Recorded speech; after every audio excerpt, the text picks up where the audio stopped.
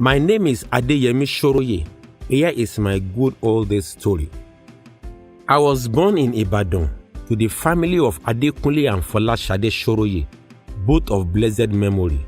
I had my early childhood at Ayonide Street, Ekotedo, popularly known as Ekotedo Iyaolobe.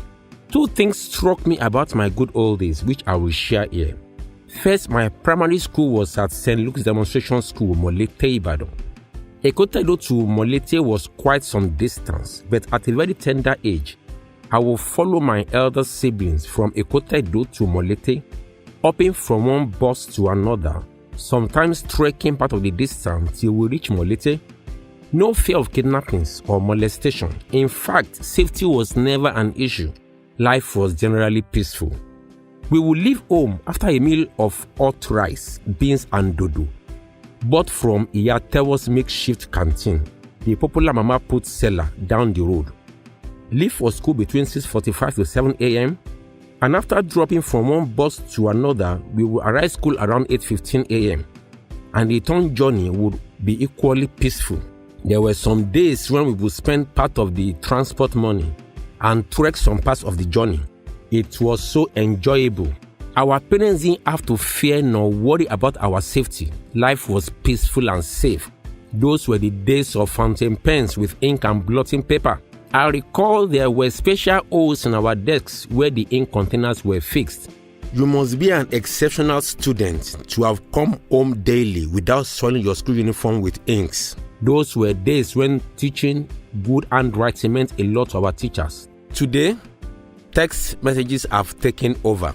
The other thing that struck me about my good old days was the spirit of communal living. You see, in our house, we lived upstairs as landlords, and we had some Igbo families living downstairs as tenants, but you hardly tell who was a tenant's child or who was a landlord's child. We were all the same. In fact, some of the Igbos who were born about the same time as me spoke Yoruba fluently, to the extent that Stephen, my age mate, wrote Yoruba as a subject in his WAEC and passed with flying colors. Yes, there was no discrimination of any sort. We all lived together as a happy family, irrespective of tribe or tongue. On Saturdays, we would go to Scala Cinema in Sabo to watch mostly Indian and Chinese films.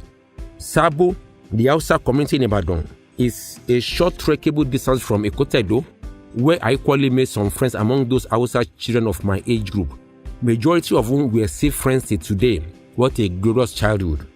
Can Nigeria still go back to that old days when our children will be safe on their own and we don't need to worry about child kidnappings or molestation? Can Nigeria still go back to that old days where tribe and tongue will be inconsequential? Can Nigeria still go back to those wonderful days when you were not defined by religion or religious affiliations? Can Nigeria still be a nation where merit is more valued as a determinant to your success than your place of birth? Yes, our nation can still rise above those primordial sentiments. We can.